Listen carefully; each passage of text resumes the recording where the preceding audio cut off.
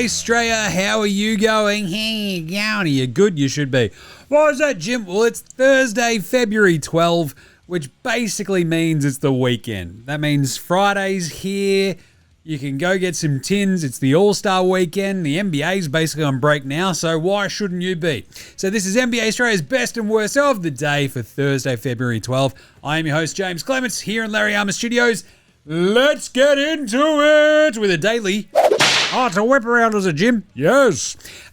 Quick little bit of news before we get into the giant 14-game tankathon slate that we copped today. Suspensions. Adam Silver's come out and lay the smackdown. It's really sad to see you guys do some fighting. It's very saddening to me. 7 games for Isaiah Stewart. I thought it'd be at least 10. 4 games for Miles Bridges. Should have been for life because it's Miles Bridges. 4 games for Big Moose Diabate. Sure. And 2 games for Jalen Duren, who mushed a face. So, sure. We also only got fines from the Naz Reid, Mo Gay sort of brouhaha on the same night. So, was this all fair? Yeah, nah. I mean, it's fine. Because Adam Silver doesn't do much, right?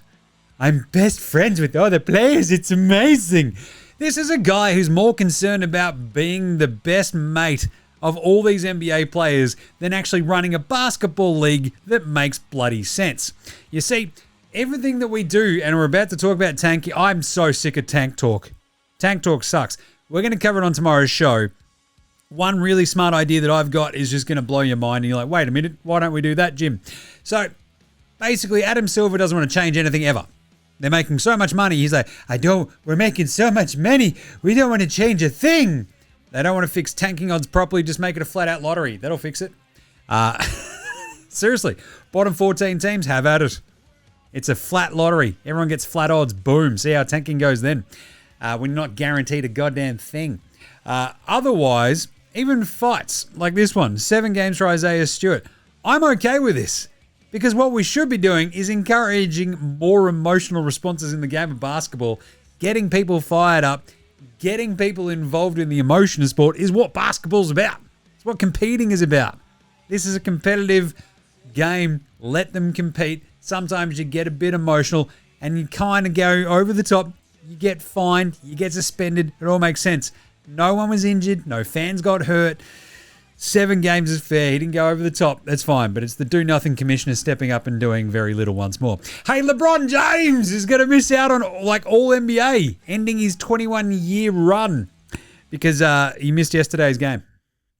Yeah.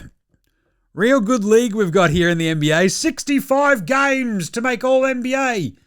What about injuries? Too bad. He only played 63 games. He's not an all-NBA guy. Okay, what are we doing? So just ridiculous. Anyway, Jeremy Sohan, he of the very fun hair and being the 9th pick of the 2023 draft, waived by the Spurs. Now, you might remember a couple of weeks ago, we talked about him being traded. He was happy to, work with the Spurs and work with other teams to get a trade. He was not traded. So they waived him. Interesting player, right? So a bit of defensive versatility. Offensively, he sort of never really developed. Feels like one of those rare Spurs stories that they weren't able to develop him to a degree or properly that made him fit with what they were doing. We knew he was like a flawed prospect, but it feels like, look, he'd be really interesting somewhere like Minnesota, Miami, Phoenix, a little bit more defense there for the Suns maybe. I don't know. There's a couple of really like the Lakers. Yeah, what they definitely need is more dudes who can't shoot. But anyway, so that's kind of fun. But anyway, Sohan, I think he's a fascinating player. It'd be really good to see sort of if he can land somewhere that needs his defensive versatility and just let him play. Luka Doncic is already out for tomorrow's game. So we had 14 games today. So we had 28 of the 30 NBA teams playing. 2 of those teams not playing were the Lakers and the Dallas Mavericks because they're playing tomorrow. Because it's like a big, Luka versus his old team. Luka's already out. Yep. That's how it goes. He, tweaked that hammy the other day. Doesn't want to risk it. That's smart. Pretty funny stuff though. And hey, here's one quick tank fix for you. just real quick. I hate tanking talk. It's the worst. It's boring. It's almost as boring as how much the All-Star game sucks, which is a lot. But still, the tank talk. Look, all it comes down to when it comes to tanking is the incentive structure of tanking is still broke, because the way to get better cheap is to have a really high draft pick. The other way to sort of go about this is like hurting you and your ability to make money as an owner. That's the big thing, right? If you want to stop tanking, guess what? We should be taking the owner's side of all the basketball money they're making, put half of it aside, and go, right, that's for wins. It's prize money. It's this weird thing with American sports. We don't have prize money as like a thing, right? It's very odd. It just feels strange. But think about it. You got prize money for golf, tennis, F1. It's all very clandestine with F1 as well, right? Where they're like, if you win a race, it's worth X amount of dollars. It should be the same for the NBA. If you win a game, guess what? You get your slice of the giant win pie. And if you keep losing, you don't make that money. Boom. We're hurting your bloody wallet. And guess what owners hate? Not making as much money as they could. You want a bit more competition. Guess what? You win games, you make more money. Very simple. We could even talk about this in tiers of like regular season wins, right? So if you think about tennis and the way that its prize money works, you make more money if you go out in round 2 or round 3 or the quarters or the semis than you do if you go out in the first round. But you sort of, you still make money if you lose in the first round. It's not that much. But prize money going into these tiers, if you only win X amount of games, maybe that's how we work it. I still think there should just be a set amount per game. Can you imagine that? Do you know how much these owners who are so super duper greedy they'd be building the best roster possible to win as many possible games, because boom, if it's $1 million a game and you're winning 60 games a year, that's $60 million versus maybe someone whose team stinks and it's only 20. You want some competition? Boom, just solved it. Hey, let's wrap up today's games. Fire up the tanks. Oh, here they come. They're rolling in. Oh, geez, here comes the tank commander. Oh, the tanks.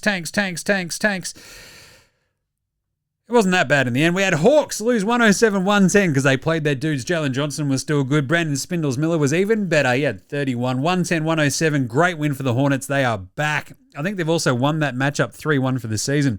The Wizards were very, very not good against Cleveland. That's right, because Cleveland won at 138-113. It was a laugher from the get-go. They put up 40 in the first quarter. Say goodnight. Thank you, mother, for the Rabbits. 116-108.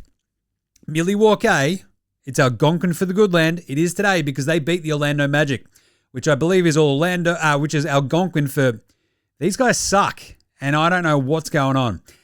This is a disaster of a loss for the Orlando Magic. They are now 28-25, outside the top 6. They have a horrible point differential. They stink, and they had all their dudes. And they lost to the Bucks because Cam Thomas turned into the Human Torch. Yeesh. Ugh. Orlando, this defense has completely fallen off a cliff. I think it finished second last 2 years. It's been horrible all year. But they've got their dudes back. Here's the runway, but you can't lose that game to Milwaukee. What are you doing? Hey, Chicago got stomped by the Celtics. They got straight killed, didn't they? Yeah. So he got straight killed. 124-105. Wasn't even that close. Pritch better have my money. Went off his head 26-8. You had the Pacers get by the Nets, which is hilarious. Nobody wanted to win this game. The Pacers sat everybody. No Nemhard, no Siakam, no nobody. This was horrible. Los horrible. They started Jarris Walker, J. Huff, Kobe Brown, Ben Shepherd, and Cam Jones. Cam Jones hit the game-winning 3, basically, and woof. Brooklyn. That's just good tanking. Oh, God. What a horrible game that was. Good win for the Pacers, I guess, but they're now 15. They've both got 15 wins. This is a bad win for the Pacers. Remember, they want to finish absolute bottom of the barrel to have any chance of keeping that 1 through 4 protected pick that they would otherwise give up to the LA Clippers from the Zoobs trade, right? Indy, you can't be winning these games. The Knicks absolutely spanked the Sixers 138-89. No Embiid, no Q Grimes for the Sixers. No excuse. Meanwhile, you know who was popping off there for OKC? Twinkle Fingers Jared McCain, doing his dances, dropping bombs. The other bloke going off for the Oklahoma City Thunder was Isaiah Joe. You might remember him from also being on the Sixers. But it's okay. Daryl Morey's smarter than all of us, despite never winning anything and always considering like running into absolute fucking walls because he doesn't think about anything else apart from numbers. Anyway, good win for the Knicks on a back-to-back. Jesus, the Pistons smoked the Raptors 113-95 because they're just like, you know who's just as good as Jalen Duren and Big Beef Stew? Apparently, basketball Paul Reed. He was awesome. 22-5 for him. Kate Cunningham went off his head. They killed the Raptors. Never really in it, too. I was watching a bunch of this one just going, Toronto, do something. Poke him with a stick. Clippers got by the Rockets because Kawhi went off his head at the end of the game. He did. He's like, I want to go plant some trees. Absolute chaos. He went off in the fourth quarter, did Kawhi. He had 19 points, game-winning shot, absolute chaos. The Rockets, that's another team where I'm just like, what's going on here? 33-20. Brutal. The Trailblazers got spanked by the Wolves 133-109 because Julius Randle went off his head for 41. He was unreal. Portland just were never in this. This was basically a wire-to-wire win for the Wolves. You had the Heat outlast the Pelicans 123-111. They're up massive on them early. Pelicans came flying back, got it within 2 scores, and then Heat pulled away again. Bam was unreal. 27-14-4. Zion, his game is just like his diet. Empty calories. All right, Thunder 136, Suns 109. Disappointing from the Suns. The Thunder rolled out J-Dub. Obviously no SGA, but they still had Isaiah Hartenstein, Chet Holmgren, J-Dub, Kaysen Wallace. You had your man Dort, and you had 21 points go from Isaiah Joe, who hit 6 of 8 from 3. Absolute chaos. And Jared McCain popped off for 12 points in 22 minutes, just absolutely nailing everything. You reckon Philly could use a couple of players? Just saying. Not bad. Anyway, that's a huge win for the Thunder. The Suns, just a bit of a rough one, wasn't it? It was just always going to be tough on a back-to-back after beating the Mavs yesterday, but still, thought they'd put up a fight. And they didn't. Anyway, then we also had the Kings play the Yaz in the tank-off of the season. The Kings sat everybody except for DeMar. They had no Suva, no Rusty, no Levine, no DeAndre. So Devin Carter and his hairline went off for 19 points, and the Yaz smashed them 121-93. The Nugs outlasted the Grizzlies. Nikola Jokic almost had the quadruple double with the 26, 15, 11, and 9 turnovers, but they were just too good. Grizzlies couldn't keep up. GG Jackson had 21. And then we finished off with the Spurs beating the Warriors 126-113 because they put the clamps on them. You want me to use these clamps? 19 points they gave up in the fourth quarter. They dropped 32. Wemby went off his head. Stephon Castle played as well. He was awesome, but Fox was unreal in this one. 27-8. He hates the Warriors. That's that Sacramento in him. He got that dog in him. That Sacramento dog. Wemby finishes with 26-9-4. Not bad. All right, who's the NBA Australia Approved Performer of the Day, Jim? That's not a knife. That's a knife. I love it. Cam Thomas. Doc Rivers after the game was like, I've had Lou Williams, I've had Jamal Crawford, and now I've got Cam Thomas. Great job, Nets. Great job. I can't believe you couldn't get a single asset in return for a bloke who just dropped 34 points in 25 minutes and he was shooting it from the Milwaukee Bucks arena car park at times. Giannis is off his head, having the greatest time ever. Cam Thomas, the human flamethrower at times, 12 of 20. He was awesome. Julius Randle with the 41-7-2. He was really good in that game too. 28-7-9 with 3 steals for Kate Cunningham. And an honorable mention has got to go to Sam Merrill, who was his own flamethrower. He went 9 of 10 from deep. Bloody hell. Not bad. Sam Merrill. He was just absolutely unstoppable today. Like, that's why the Cavs sort of just jumped everybody, because he was just, today I won't miss. He finished with 32 points, Sam Merrill. 9 of 10 from deep. It's absurd gear. He was awesome. What about Spud of the Night? Spud.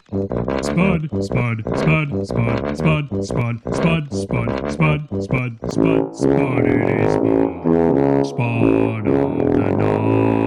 Spud of the Night. We had a few fun Spuds, but I'll tell you what. Kelly Oubre going 0 of 6, brutal. 1 of 9 for Grant Williams, yeesh. And then a couple of the young fellas. Will Riley went 1 of 12. Jim, who's Will Riley? He's on Washington. And 1 of 15. We have a new equal leader in the clubhouse for worst shooting night of the season with a make. Nick Clifford has just tied LaMelo Ball with 115. So our worst shooting without hitting a shot so far this season has been Marcus Smart and Dylan Brooks going 0 of 11. 1 of 15, it's just LaMelo and Nick Clifford. Unbelievable. But I would very much like to thank, this is a buzzer beater to beat all buzzer beaters. After 14 games, it came down to the very last day today for someone to go and shoot the magic number. It was Stephon Castle, and he shot. Oh, yeah. Oh, chill. He shot 311. Love it. Who was old mate no mates, though, today, Jim? Old mate, no mates. Old mate, no mates. Old mate, no Old mate, no mates. mates. Old mate, no mates. Old mate, no mates. Who's got no mates today? That would be Paolo Banchero. Paolo. So this insane Orlando-Milwaukee game today, right? It was tied 106-106 with about a minute and a half to go. Paolo, straight line dunk, missed it. Clanged it off the back of the rim. They were then outscored 10-2 in the next minute and a half of basketball.